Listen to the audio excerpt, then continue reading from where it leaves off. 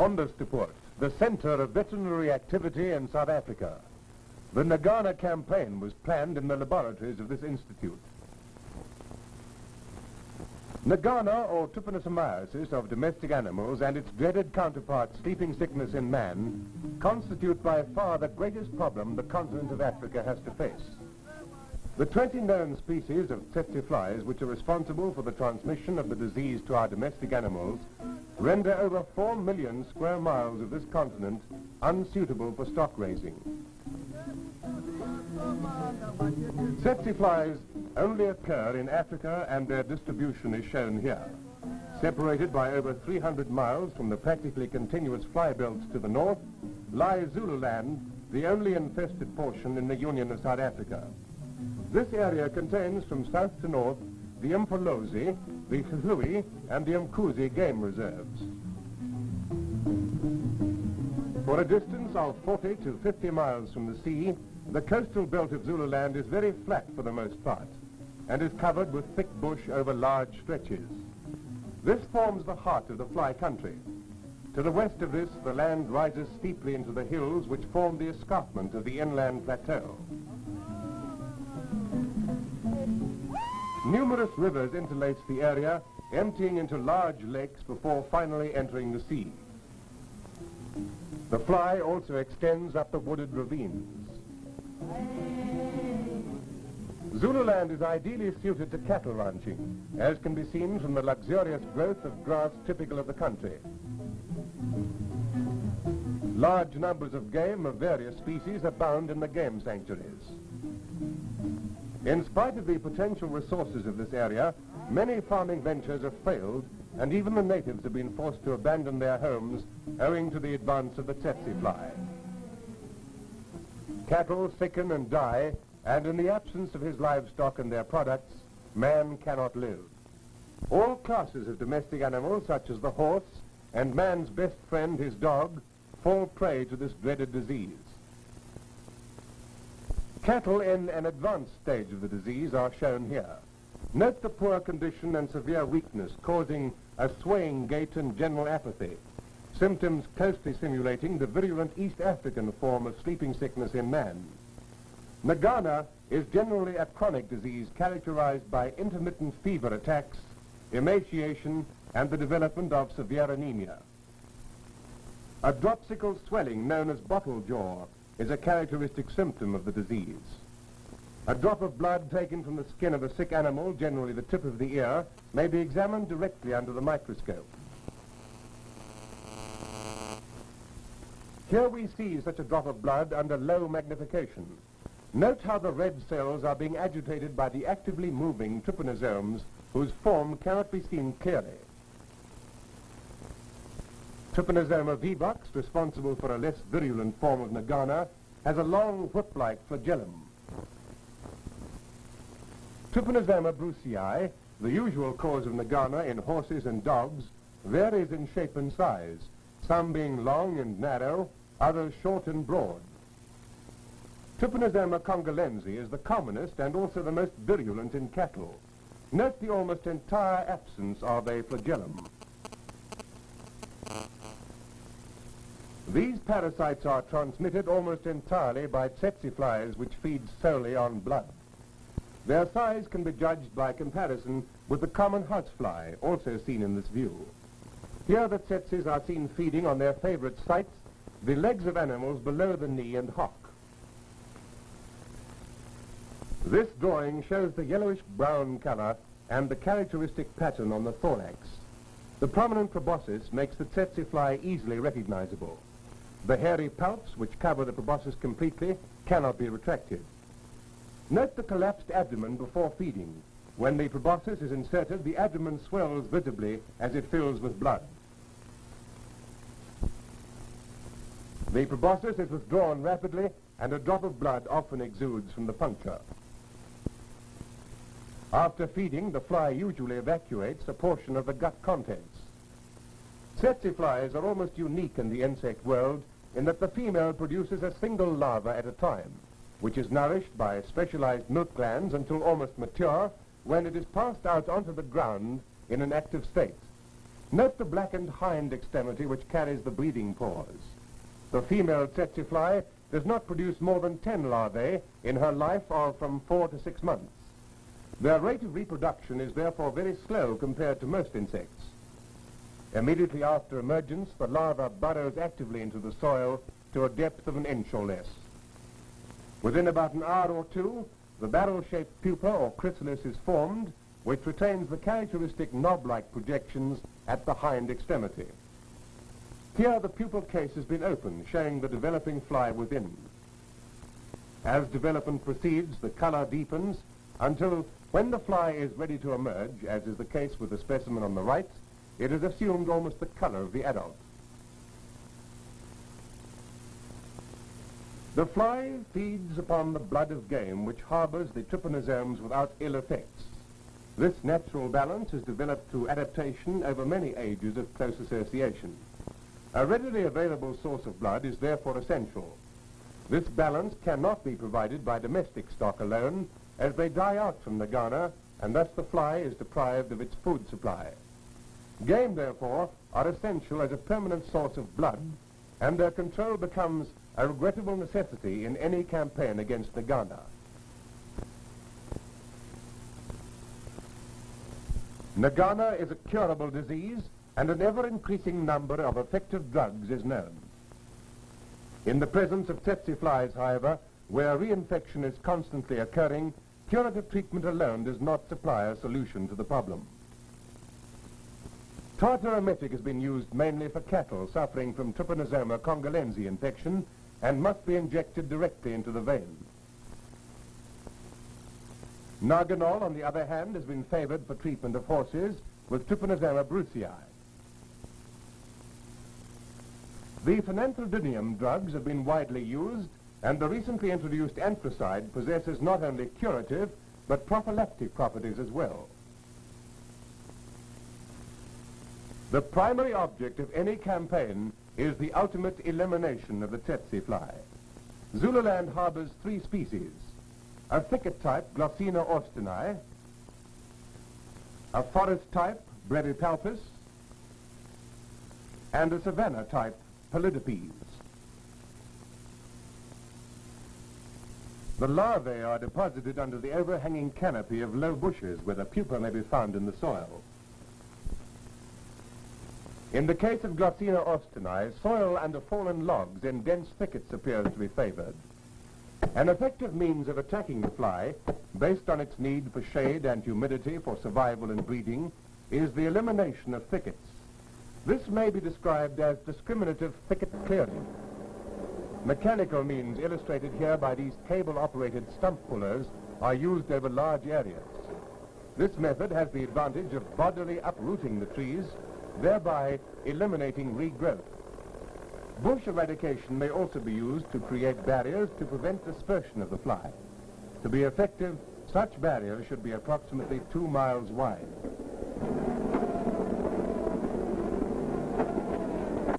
The Harris trap, consisting of a wooden framework covered with hessian, represents another means of controlling the fly without disturbing either the vegetation or the game. It is suspended between trees in selected positions and is based on the principle that the fly finds its host by sight alone. As already shown, the fly attacks the lower parts of the animal's body, and this reaction causes it to enter the opening at the bottom of the trap. Once in the trap, it is attracted by the light from above, which enters through the transverse slit over which the catching cage is placed. The entrance to this cage is guarded by 2 converging flaps of wire gauze, which prevent escape. The cage is provided with a lid through which flies can be removed after having been killed by an insecticide spray. Although spectacular numbers of flies are caught in these traps, they have proved ineffective as a means of eradicating the tsetse fly, and are used today only for survey purposes, where it is proved valuable as an automatic means of indicating the presence and relative density of the flies. This native is catching flies from bait cattle, which have been specially trained for the purpose, this being a more recent and effective means of surveying for adult flies. For certain species, such as the small thicket fly, Glossina austini, Pigs, which lend themselves readily to this type of work, have been found even more effective than cattle. Accurate records are kept of all tsetse flies caught. This native gang, searching for pupal casings in the localities favored by the flies, represents an essential part in the whole scheme of fly surveys. In the permanent breeding localities, pupae accumulate progressively in the sites typical for the different species of tsetse flies. The casings, which may last for years, provide a ready means of determining the actual breeding sites for which fly surveys alone are not reliable. Characteristic chanting accompanies the discovery of pupal casings.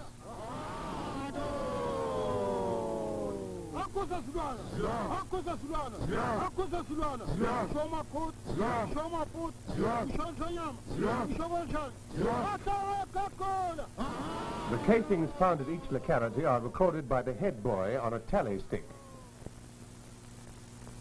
All pupal casings found are carefully sorted in the field laboratory.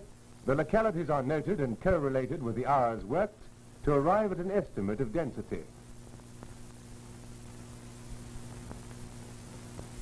The pupal casings shown here, each of which has been picked up from the soil individually, comprise about 3/4 of the casings recorded in systematic surveys conducted in Zululand. The breeding sites of tsetse flies in Zululand are confined largely to the game reserves, here shown shaded. The advent of the new synthetic insecticides suggested other means of directly attacking the fly. An initial experiment was conducted in which DDT in fluid form was sprayed by hand pumps to cover vegetation to a height of about 4 feet above the ground, above which the fly seldom occurs. Some indication of the effectiveness of DDT was obtained, but the method proved cumbersome and wasteful, and was discarded in favor of the dissemination of the insecticide by aircraft. Planes of the South African Air Force were fitted with Venturi-type spraying apparatus, and a large-scale experiment was commenced in the Mkuzi Game Reserve in December of 1945. During the week prior to the spraying, almost 9,000 tsetse flies were caught in 365 Harris traps in the area. This figure was reduced to an average of 600 flies per week after 3 applications and remained around this level for 5 months following the sprays. An improved method consists of introducing the insecticide into the modified exhaust stack of the aircraft, where it is broken up by the blast of hot exhaust gases and issues as dense white smoke. In order to test the efficacy of this method, tsetse flies are placed in gauze cages. These are then placed in various positions in the bush so as to test the penetrating powers of the smoke. The aircraft fly at treetop height to ensure that the smoke descends to ground level.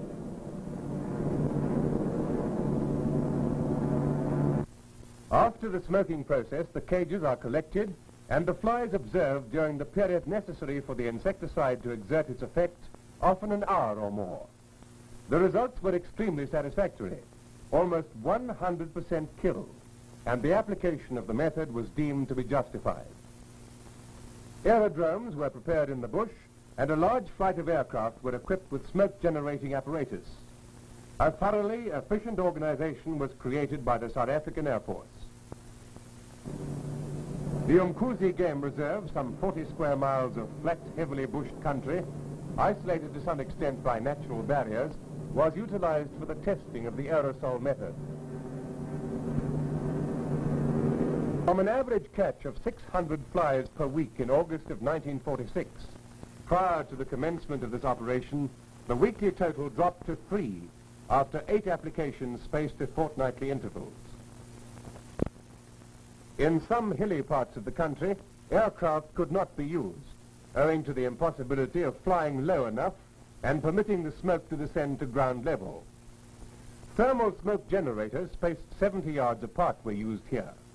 They give off a dense white smoke laden with DDT, which permeates the bush, but it was shown that the DDT was not well distributed, particularly in mountainous areas.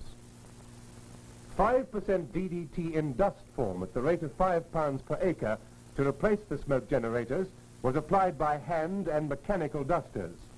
But this method was slow and lagged behind air spraying. The versatile helicopter, capable of operating from any base, was the obvious solution. The insecticide is fed by gravity from externally mounted tanks into the extended exhaust stack. The rate of flow is controlled by the pilot. Helicopters can negotiate the steepest of mountainsides, the type illustrated carrying 80 gallons of aerosol solution, which permits of about 25 minutes continuous operation. As far as possible, valley slopes are contoured, sudden ascents or descents noticeably influencing the flow of the insecticide solution. Excellent smoke cover is obtained, the downdraft from the large horizontal rotor assisting in forcing the smoke into the bush.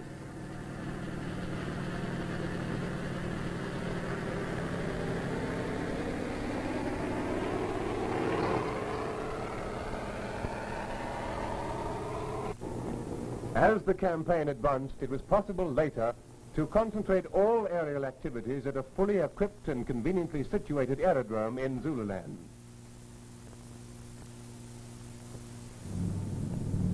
At dawn, pilots specially trained and with an intimate knowledge of the breeding areas requiring spraying stand by to take off. Exhaust apparatus is tested, and one by one they take off to form up over the area to be treated. A steady nerve is required to negotiate at the lowest possible elevation the densely bushed valleys and hills comprising the home of the tsetse fly. Each aircraft covers the ground at the rate of 50 acres per minute and is capable of 20 minutes continuous spraying per sortie. The smoke trails soon coalesce to form a blanket of smoke, which under favorable conditions may persist for over an hour. Thus, death in the form of lethal smoke descends upon the domain so long held in the grip of the tsetse fly.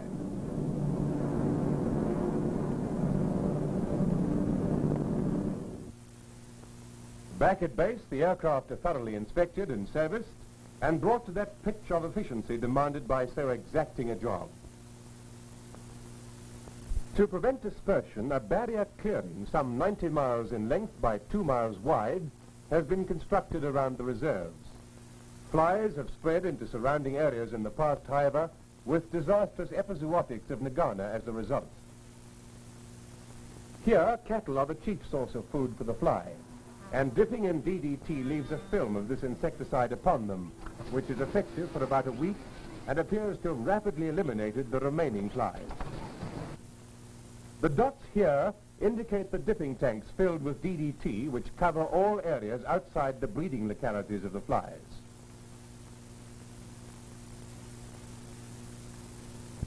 Each head of cattle so dipped virtually forms a walking trap for tsetse flies. The successful elimination of tsetse flies from an area as large as Zululand depends on, firstly, accurate surveys such as Harris traps, bait cattle, and pupil surveys to give a clear picture of the problem. Secondly, game control to prevent dispersion of game and fly is carried out simultaneously with barrier clearings and their maintenance by controlled grass burning.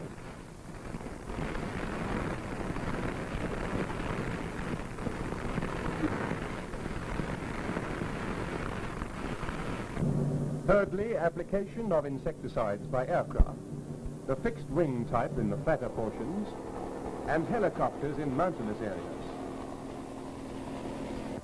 Fourthly, dipping in suitable insecticides with persistent effects to clear areas into which small numbers of flies have dispersed and thus reduced the incidence of Nagana. Livestock and their products are essential to the native in his natural environment. The very existence of these happy folk depends on the successful elimination of the tsetse fly. The maintenance of tribal life, successful stock farming, and the preservation of game in these areas all depend upon the success of this campaign. This has been achieved in our initial experimental area, the Umkuzi Reserve, now fly-free since July 1948. The other breeding centers are rapidly approaching this condition. These Africana cattle, raised in the low veld of the Transvaal, where the country is very similar to the tsetse-infested areas of Zululand, have never been subjected to the hazards of Nagana. Zululand, when free to the fly, will prove as good a launching area. On the success of this campaign depends the future of a beautiful and valuable portion of South Africa and the prosperity of our population.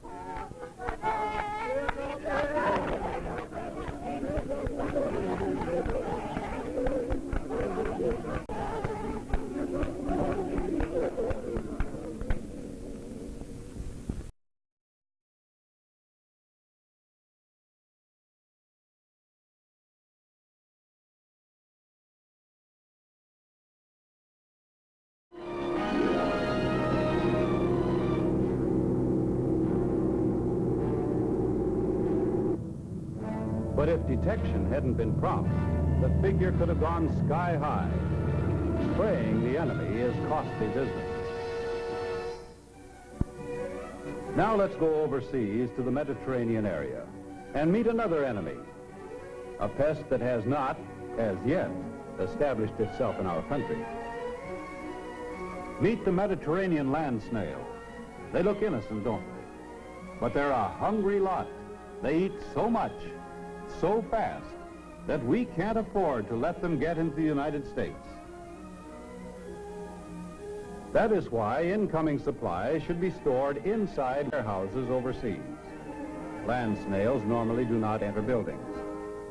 And never contaminate a clean storage area with infested cargoes. How does cargo become infested? Well, let's go outside and see. On an afternoon when the weather's hot and dry. And in the Mediterranean, days can be torrid. To escape the killing temperature of the soil, the snail seeks a place of shelter, climbs along any object above ground, and clings, often out of sight, thus making use of unprotected equipment. Now, unless such contaminated material is fumigated overseas at the source, it offers snails a free ride to the United States. And if this happens, we're in trouble. Many of our installations within the zone of interior aren't staffed or equipped to decontaminate.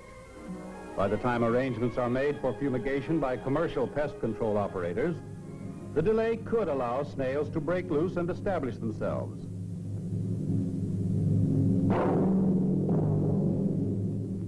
Such a snail outbreak actually happened here at Charleston Air Force Base in 1956.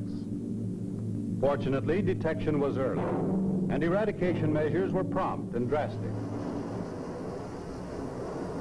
Next time, we might not be so lucky, so firm steps are needed to control pests overseas. What else must be done? When you are preparing to return home to this country, see that your personal belongings are packed indoors or in a place equally secure from snails and other pests. Give special attention to items which were kept out of doors and exposed to possible snail contamination. Things like lawn furniture, trailers, toys. Pests may be hiding. Fumigation is the only sure means of eliminating them. By fumigating snail-infested cargoes overseas, this Army unit kept the pest away from our shores.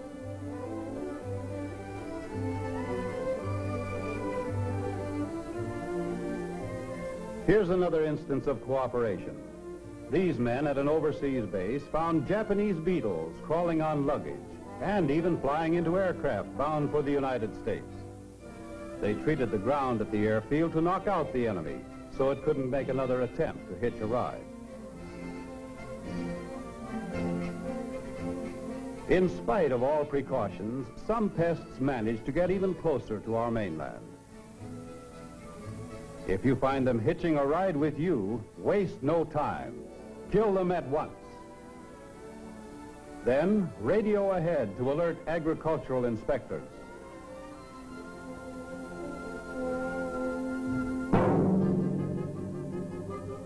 Pests may actually reach our interior bases. Have your crews watch out for them and report any discovery immediately. A call to the plant quarantine inspector will start whatever action is necessary. Remember, in this day and age, the volume of cargo and personnel coming from overseas gets bigger and bigger. Every arrival places an increasing burden upon normal inspection procedures. The agricultural inspector needs help in enforcing quarantines. So we must rely on everyone in the military to cooperate with them and play ball to help guard against foreign agricultural pests. Now here's one more example of how cooperation pays off in big dividends. These military units are returning from overseas, where they were faced with a big job, the physical business of getting themselves out of a foreign country.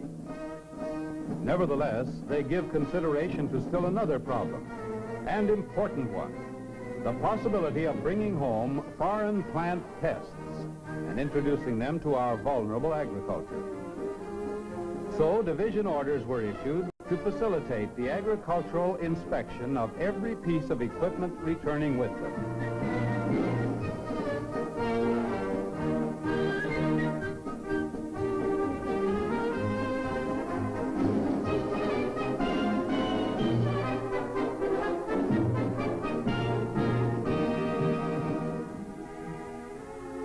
These orders included the cleaning of contaminated vehicles. Washing stations were set up on ramps. This assured that cleaning would be thorough, top and bottom.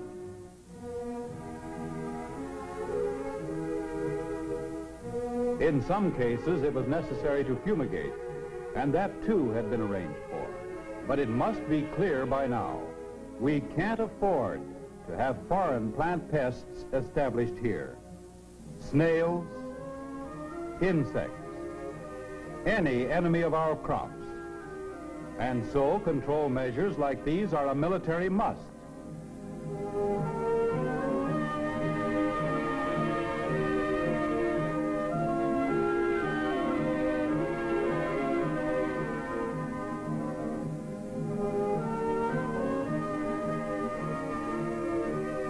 Thorough?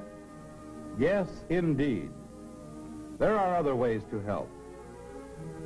Military personnel and their families must be careful of what they mail back home. These men are constantly on the lookout for trouble. Plants, seeds, fruits, meats. The type doesn't matter. They all spell bad news. Soil of any kind is also dangerous. So are live insects.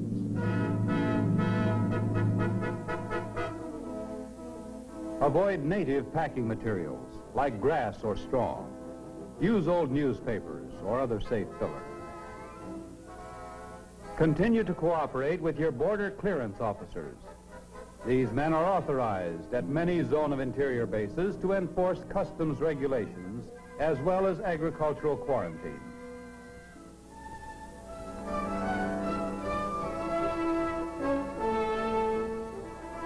Flight 216 from Azores and Rhine, Maine, now arriving, Gate 5. Flight We need all the manpower we can get, military and civilian, to safeguard our country against plant and animal pests. Enemy of our agriculture, enemy of our defense effort. These inspectors are as important to the production of our food and fiber as the very man who plants the seed and works the tractors. As vital to our defense as the sentry on the ground, the pilot who patrols our air lanes. The job of keeping out the enemy gets tougher day by day.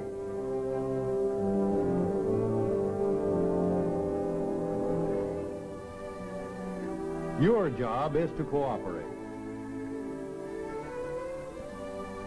Without your cooperation, the very source of the meals you eat is in danger. The clothes you wear, the food we are able to send to the peoples of a free world.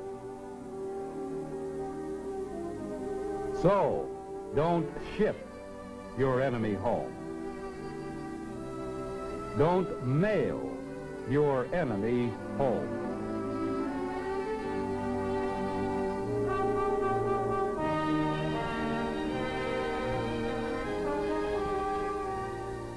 And above all, don't bring your enemy home.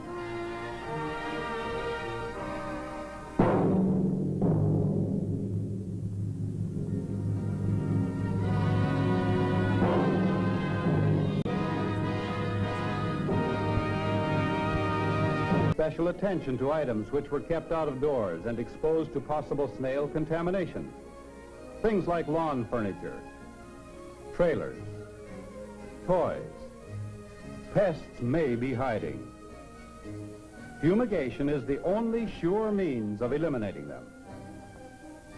By fumigating snail-infested cargoes overseas, this Army unit kept the pest away from our shores.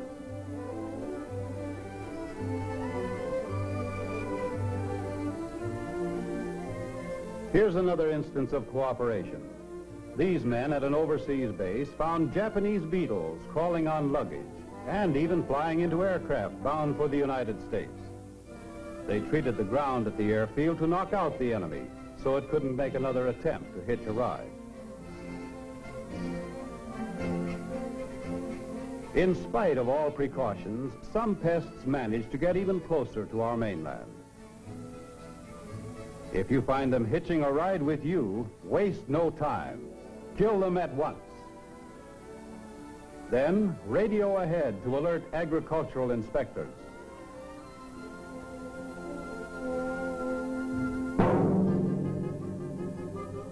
Pests may actually reach our interior bases. Have your crews watch out for them and report any discovery immediately. A call to the plant quarantine inspector will start whatever action is necessary. Remember, in this day and age, the volume of cargo and personnel coming from overseas gets bigger and bigger. Every arrival places an increasing burden upon normal inspection procedures. The agricultural inspector needs help in enforcing quarantines. So we must rely on everyone in the military to cooperate with them and play ball to help guard against foreign agricultural pests. Now here's one more example of how cooperation pays off in big dividends. These military units are returning from overseas, where they were faced with a big job, the physical business of getting themselves out of a foreign country. Nevertheless, they give consideration to still another problem, and important one, the possibility of bringing home foreign plant pests and introducing them to our vulnerable agriculture. So division orders were issued to facilitate the agricultural inspection of every piece of equipment returning with them.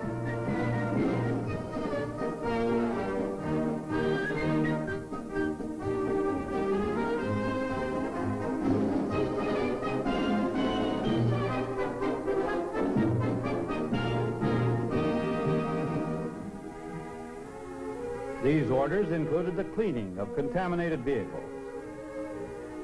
Washing stations were set up on ramps. This assured that cleaning would be thorough, top and bottom.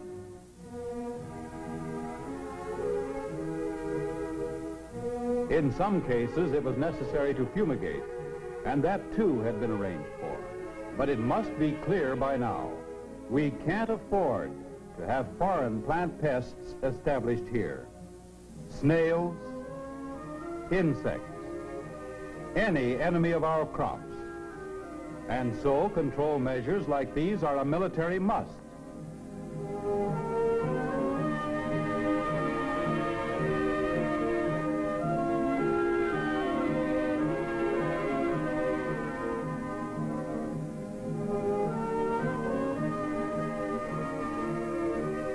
Thorough?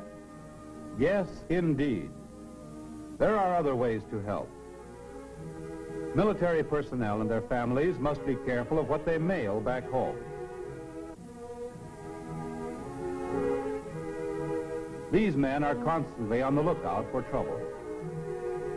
Plants, seeds, fruits,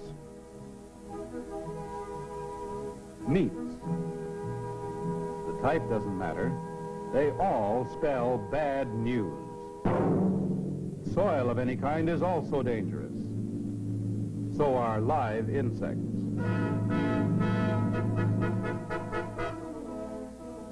Avoid native packing materials like grass or straw. Use old newspapers or other safe filler. Continue to cooperate with your border clearance officers. These men are authorized at many Zone of Interior bases to enforce customs regulations as well as agricultural quarantines.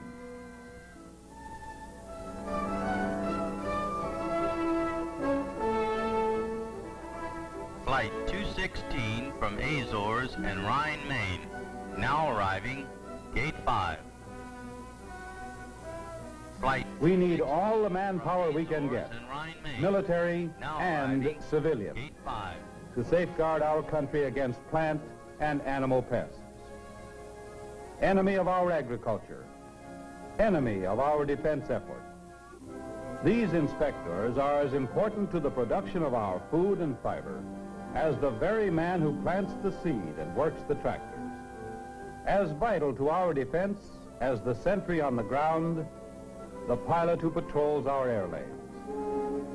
The job of keeping out the enemy gets tougher day by day.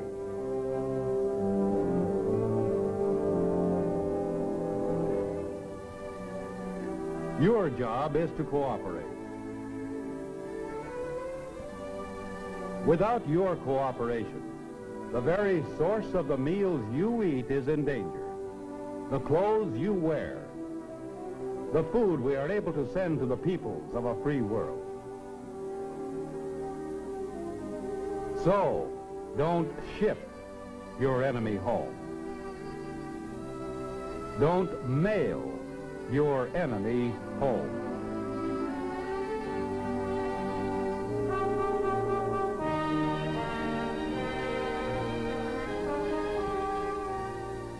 And above all, don't bring your enemy home.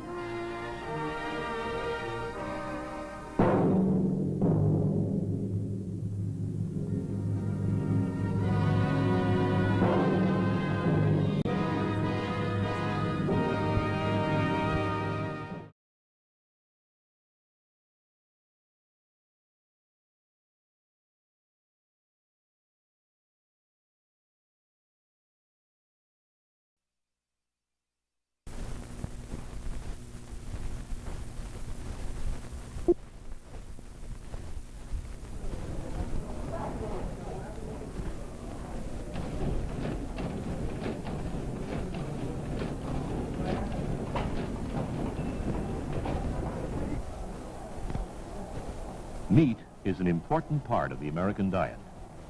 Pork and pork products make up about 1/3 of the meat consumed each year. A drastic drop in pork production would mean the loss of many familiar foods, such as ham, bacon, and sausage. Such a drop in pork supply could occur if swine vesicular disease were to enter the United States.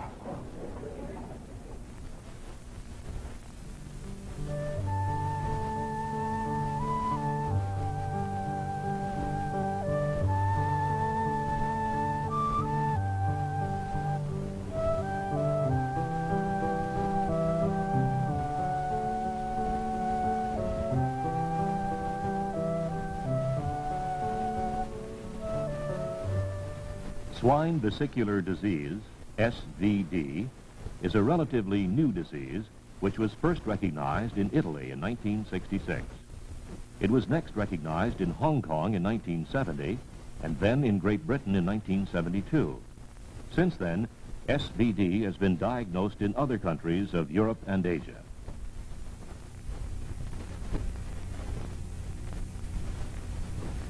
Early recognition of SVD, if and when it enters the U.S., will be the key to stopping its spread.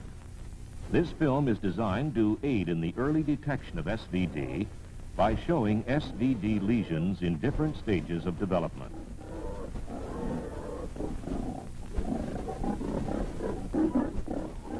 SVD is a highly contagious viral infection of swine.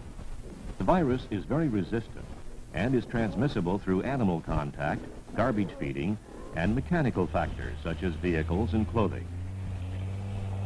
It is characterized by vesicular lesions and subsequently by erosions of the epithelium of the mouth, nostrils, snout, and feet.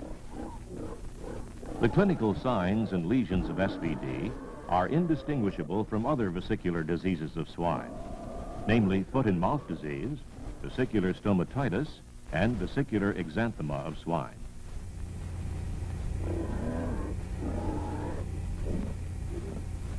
Other common conditions which may be confused with SVD are foot rot, swine pox, photosensitization, chronic erysipelas, necrotic stomatitis, joint ill, and chemical or traumatic injuries to the mouth and feet. Susceptible swine that come in contact with SVD-infected animals will usually show signs of the disease in 2 to 7 days. Usually, the first sign of infection is lameness, characterized by an arched back, a tendency to tuck up the feet, and a reluctance to move or bear weight, probably due to sore feet and some involvement of the central nervous system.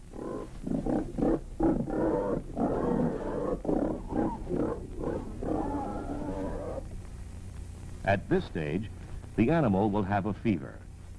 High fevers may cause bunching.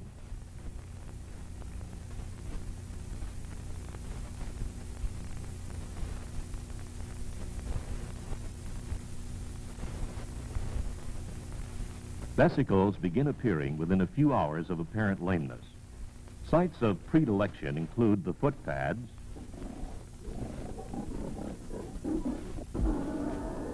the coronary bands, and the interdigital areas. Vesicles are most readily seen on the lateral aspect of the dew claw and foot. Prominent vesicles may be observed on the dorsal rim of the snout. Lesions also form on the nostrils, tongue, lips, and teeth. As the foot lesions increase in severity, feed and water consumption is reduced, probably due to fever and reluctance to move to the feed troughs. Animals will eat and drink, however, if feed is brought to them.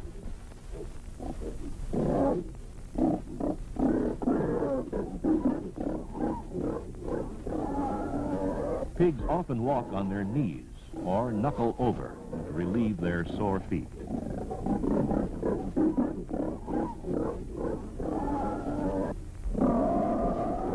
Abrasions and ulcerations over the metatarsal and metacarpal regions of the legs be observed. The pig may use the snout as a weight-bearing surface during efforts to move about.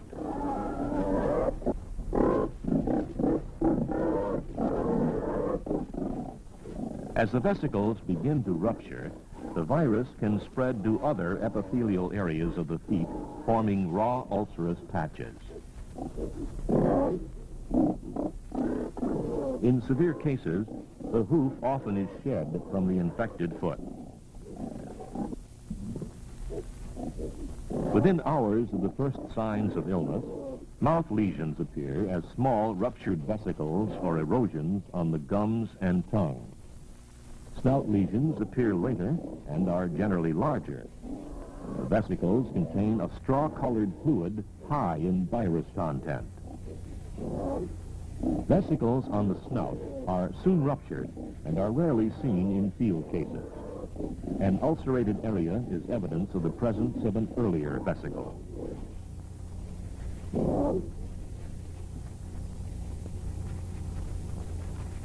SVD sometimes causes teeth lesions, which form at the same time as the snout and foot lesions. These heal rapidly after rupturing, unless there are secondary bacterial infections. Abortions and death of newborn pigs have been reported from the field, and high mortality among experimentally infected suckling pigs has been shown.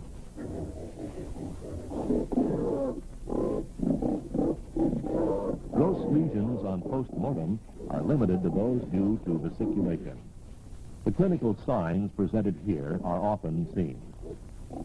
However, there are milder forms of the disease in which the lesions are not as severe. Because SVD is clinically indistinguishable from other vesicular diseases of swine, any vesicular lesion should be reported immediately to regulatory officials so that a differential diagnosis can be made.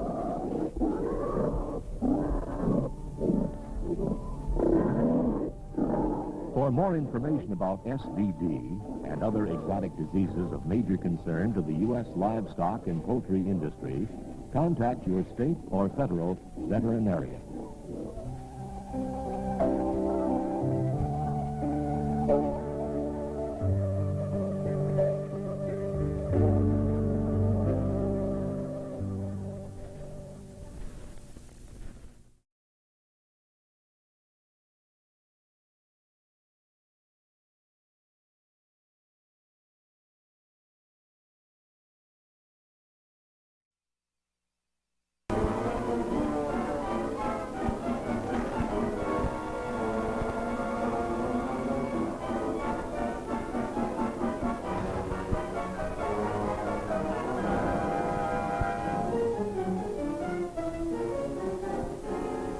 Foot and mouth disease occurred in southern Africa at the end of the last century, but from 1896 to 1931 the subcontinent was free of the scourge. In 1931 the disease broke out in southern Rhodesia. The infection was almost certainly imported from Europe. Since then the disease has occurred periodically in southern and northern Rhodesia, Bechuanaland, and once in southwest Africa. The Union was first invaded in 1933 from Bechuanaland. In 1937, the disease occurred in Portuguese East Africa and again spread into the Union, infecting the Barberton district. Outbreaks have since occurred in northern Natal, in the Kruger National Park, and on the borders of the park. This film was made during an outbreak which took place in the Pilgrim's Rest district in 1944. This is a view looking east from Bushbuck Ridge towards the Kruger National Park.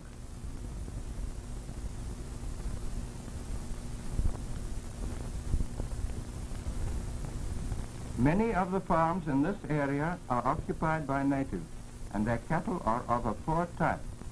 Overstocking is common, and the cattle are often herded in the uncultivated strips between mealy lands.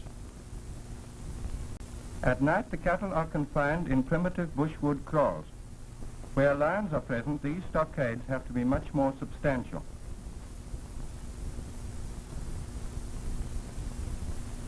The gate consists of a few branches.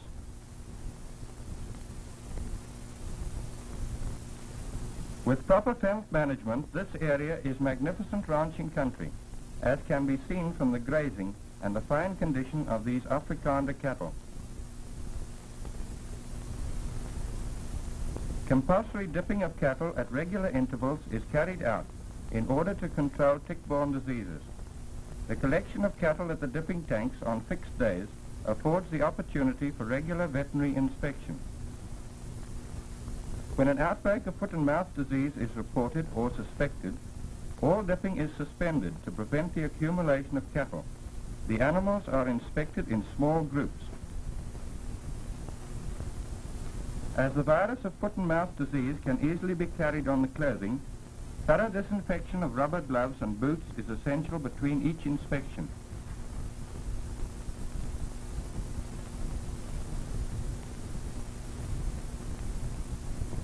These are all wild ranch cattle and must be firmly controlled.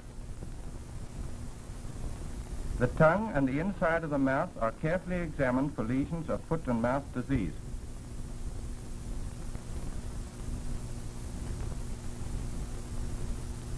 After the inspection, disinfection is again carried out.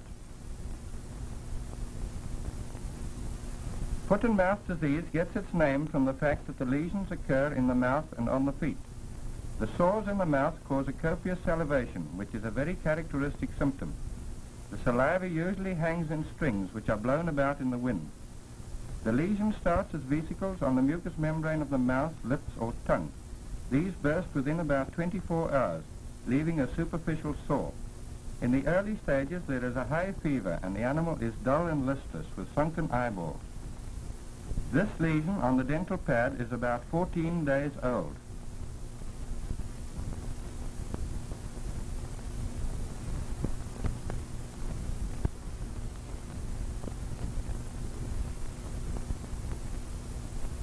In the same animal, the inside of the lower lip is affected, as well as the tip of the tongue. The inside of both lips shows sores. This is a slightly older infection. A lesion on the dental pad. Another case of dental pad infection, approximately 3 weeks old. Here we have a lesion on the roof of the mouth, which is rather rare.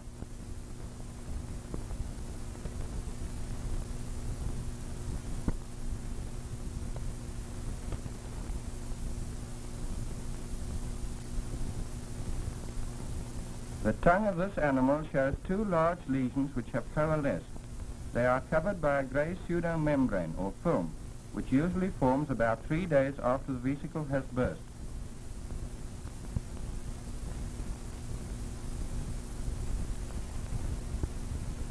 Note the raw red surface where a loose portion of the membrane has been rubbed off.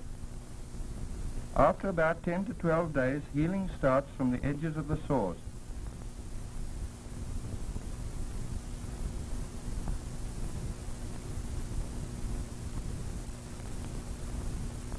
This lesion is very superficial.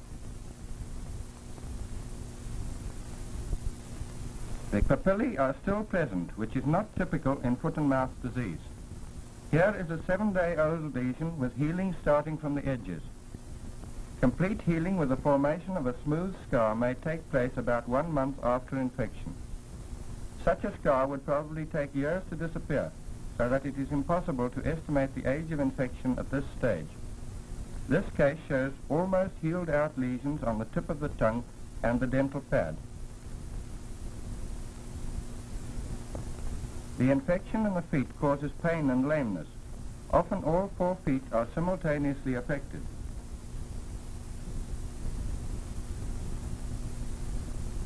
In this case, the animal is lame on the left 4 foot only.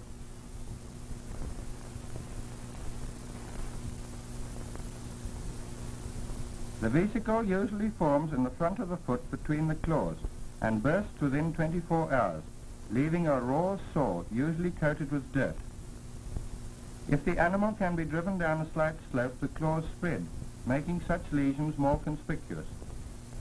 This lesion is about 24 hours old.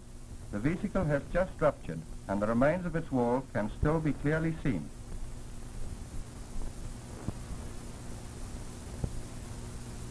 In the foot, the edges of the vesicle may remain up to 7 days. This infection is about 14 days old. The infection spreads backwards along the soft tissues between the claws. It often spreads along the coronet on the outside of the base of the claw. Here is a very superficial lesion between the claws. At the back of the foot, the soft tissue round the heels becomes infected. The open sores attract flies, whose presence very frequently assists in drawing attention to infected animals. Due to dirt and flies, secondary infection frequently occurs, causing further damage. Wart-like growths often develop in older lesions. It is impossible to estimate the age of infection in such cases. Necrosis frequently follows, causing permanent injury to the foot. Here we see severe secondary infection in the region of the heels.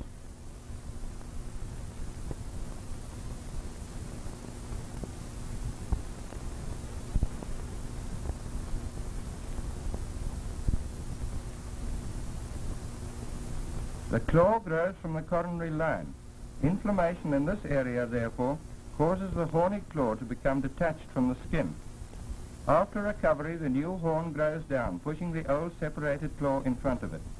The old claw then becomes loose and often makes a clicking sound as the animal walks.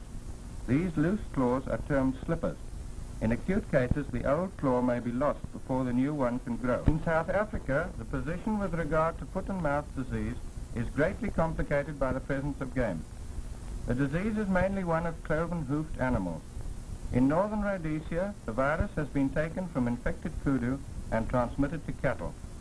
Note the wildebeest in the background. In many parts of South Africa, ranch cattle and game are in very close contact. They use the same drinking pools. This mixing of wild and domestic animals takes place especially along the borders of the game reserve. In this specimen taken from a kudu, we see a lesion on the dental pad and another on the lip. The natural color has faded, as this is a preserved specimen. In the foot of the same animal, there is a lesion at the heel and around the coronet. Impala also become infected, as shown in these specimens.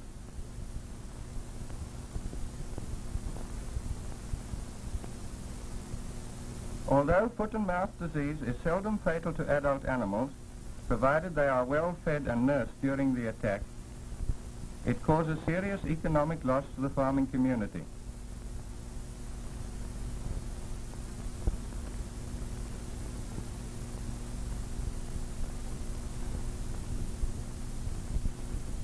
This disease frequently causes heavy losses among young calves, which are much more susceptible than older cattle. Infected dairy cows go off their milk and often take months before they return to full production. A widespread outbreak among the dairy cattle would therefore seriously affect the milk supply to our towns. Cattle suffering from foot and mouth disease cannot graze normally and consequently fall off rapidly in condition, especially when the grazing is poor. As the cattle take months to regain condition, the disease would cause a serious meat shortage if allowed to spread.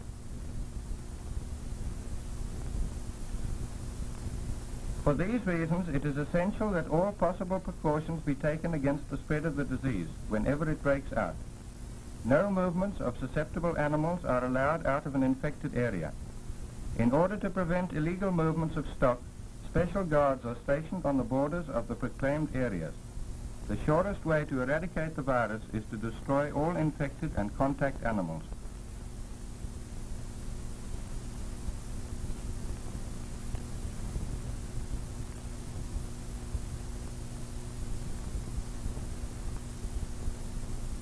If the infection is not stamped out, the newborn calves may contract the disease and so keep the virus alive in the herd, with the danger of further outbreaks occurring.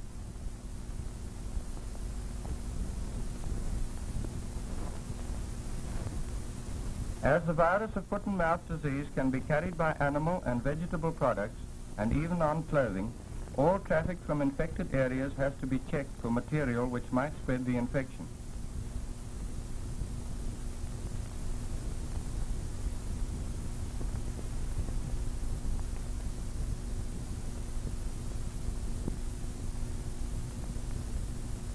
Straw packing has been known to have carried the disease even from one continent to another. Infected cattle feeds are, of course, especially dangerous.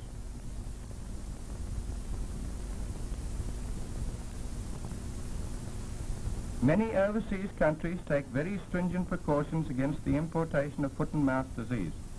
Were we to allow the disease to become endemic in the Union, it would jeopardize our export of animal products, such as hides and wool. The revenue derived from the export of wool is second only to that from gold. For these reasons, it is imperative that every effort be made to stamp out foot and mouth disease whenever it occurs. In order to achieve this, the full cooperation of the whole farming community with the veterinary authorities is essential.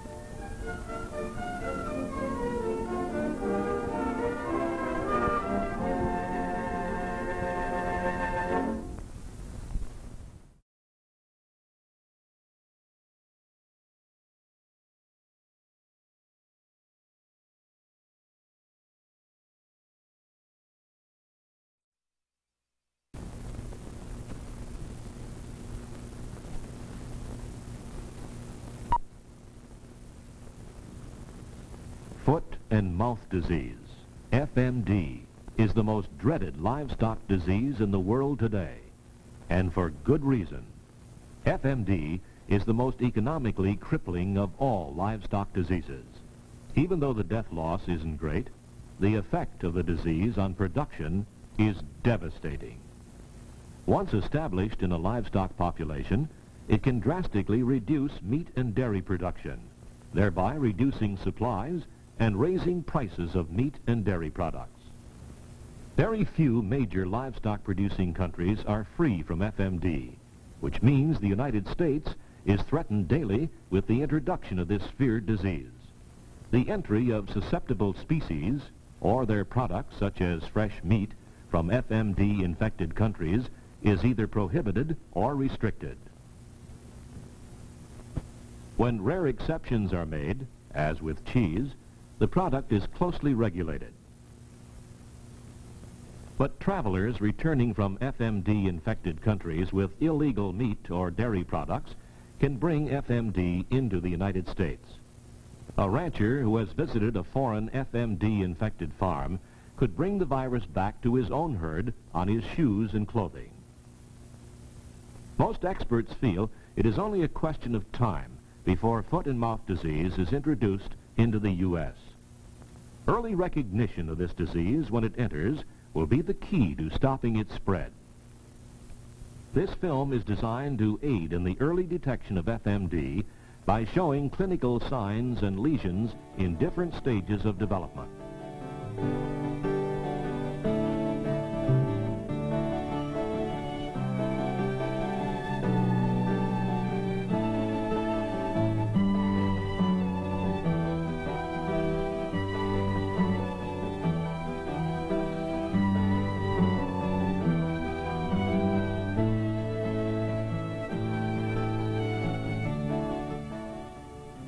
FMD is a contagious viral infection of cattle, swine, sheep, goats, and other cloven-hoofed domestic and wild animals. There are 7 immunologically distinct types of the FMD virus. In other words, infection with one of the 7 types does not produce immunity against the other 6 types. The 7 types are named A, O, C. Southern African territories, 1, 2, and 3, and Asia 1. The diagnostic picture is further complicated because there are over 60 subtypes of FMD, and new subtypes continue to be identified. FMD is clinically indistinguishable from other vesicular diseases.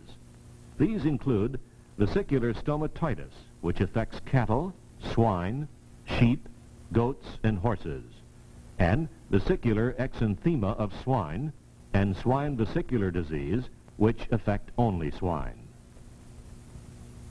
Other diseases and conditions producing lesions which can be very similar to FMD include feedlot glossitis, chemical injuries, infectious bovine rhinotracheitis, malignant catarrhal fever, photosensitization, bovine virus diarrhea, blue tongue, rinderpest, allergic stomatitis, foot rot, fescue foot, traumatic injuries, cowpox, bovine herpes mammalitis.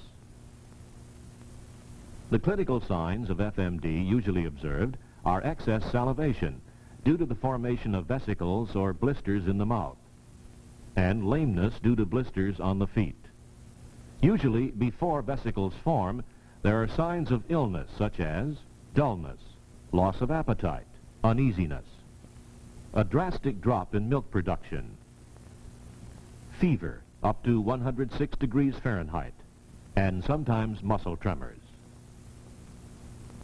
A few hours after these first signs are observed, smacking, quivering of the lips, excess salivation, a slight nasal discharge, shaking and kicking of the feet, or lameness may be noticed. As the disease progresses, these symptoms and lameness are more evident.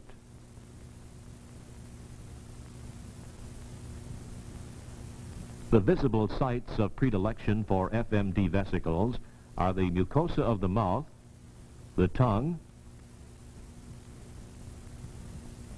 the feet, the external nostrils,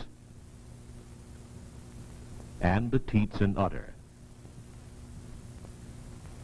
Early vesicular lesions may be present in the mouth without excess salivation.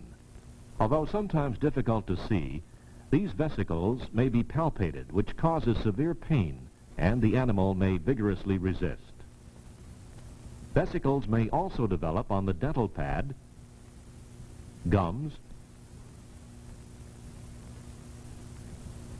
hard and soft palates, and lips. Vesicles on the dental pad and lower lip are usually ruptured within hours of formation, leaving a raw red area. The earliest signs of a tongue lesion are blanched areas of epithelium. As vesiculation becomes more severe, the epithelium will become detached from the underlying tissue.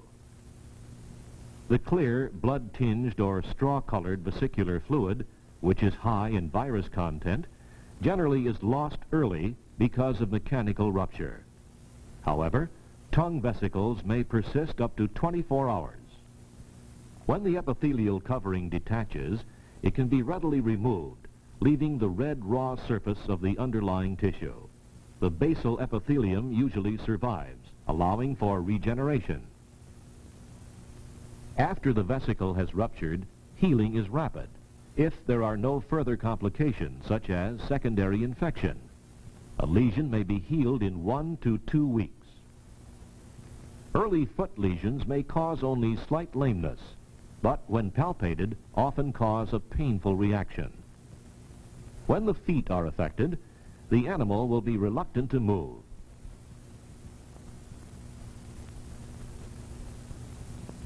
Within 24 hours of the first sign of lesion formation, the epithelium in the interdigital area and around the coronary band may be involved, leaving the epithelium white. When the vesicle ruptures, it is raw and then becomes necrotic. Foot lesions can often occur simultaneously with mouth lesions, but further vesiculation can occur later.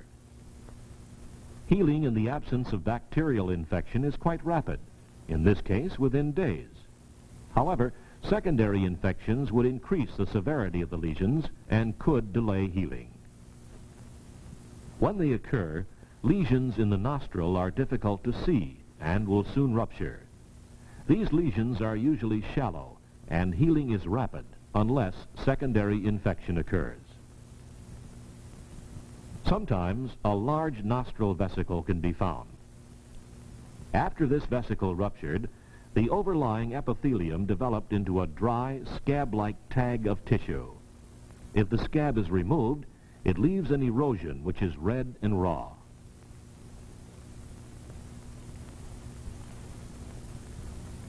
Cows continue to give milk even with vesicles on the teats, but the supply diminishes rapidly as the disease progresses.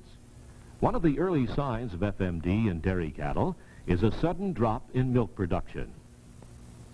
Although less common, lesions may also appear on the dew claws, hock and carpus, tail, or other hairless areas. It is of particular concern to remember that some strains of FMD may exhibit only erosive areas without visible vesicle formation. FMD in swine shows much the same pathology as in cattle. Early clinical signs include reluctance to move, lameness, fever, and loss of appetite. Since lesions are often related to areas subject to trauma, one of the most common sites for FMD lesions in swine is the snout. The entire border of the snout is often involved, with the lateral aspects involved less severely. These vesicles often rupture within hours. With some strains of FMD, the lesions are less severe in swine than they are in cattle, and the vesicles often are eroded and ulcerated due to rooting for feed. Mouth, tongue, and lip lesions may be less obvious in swine than in cattle. Due to lesions in the mouth, pigs may salivate, as do cattle. Though the tongue usually shows only small vesicles, and these tend to rupture at an early stage, large lesions are sometimes found, and considerable areas of necrotic epithelial tissue may be observed. Vesicles commonly form on the lips, especially the lower lip near the tusks. The lesions on the feet are very painful, and the animal is generally reluctant to walk. A pig with severe foot lesions may tread as if undecided which foot to put on the ground. If made to walk, it will often stumble and fall.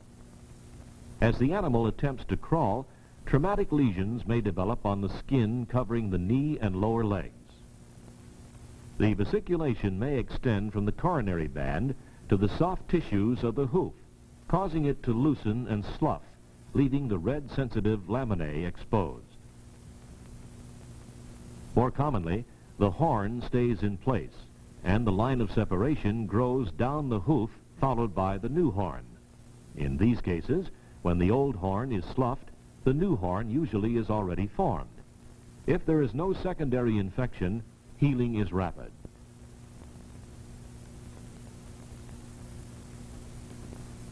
When pregnant or lactating sows are infected, vesicles usually form on the teats and udder. Piglets nursing on infected sows can become infected. This often results in high mortality. Foot and mouth disease in sheep and goats usually produces mild symptoms. Early signs include uneasiness, loss of appetite, and lameness. The most common site for oral lesions in sheep and goats is the lower lip. The tongue may be involved, but generally to a lesser degree than in cattle. Often mouth lesions in sheep and goats are so inapparent that an owner may not suspect the vesicular nature of the disease until he observes lameness. Differential diagnosis of blue tongue and contagious ecthyma are especially important when dealing with suspicious vesicular conditions in sheep and goats. Foot lesions in sheep and goats occur around the coronary band and in the interdigital area. The infection can be misdiagnosed by the flock owner as foot rot because of the similarity of the lesions. Of the large game animals affected by FMD, deer are the most numerous and economically important. Their free-roaming state and population densities could pose severe problems in epidemiology and eradication. The FMD virus causes few obvious internal lesions, the most common being the lesions on the pillars of the rumen. These lesions begin as true vesicles similar to those of the mouth, but have a thinner epithelial covering and rupture readily. Some strains of FMD virus have a predilection for heart muscles, which may result in high mortality in young animals. Another post-mortem indication of FMD is myocardial necrosis, which is sometimes called tiger heart, due to its striated appearance. This characteristic lesion may be helpful in making a tentative differential diagnosis. In susceptible animals, a subclinical form of FMD has been reported in which external vesiculation is rare or absent. In some of these rare cases, post-mortem lesions may be the only indication of FMD, or in young animals, death may be the only evidence of infection.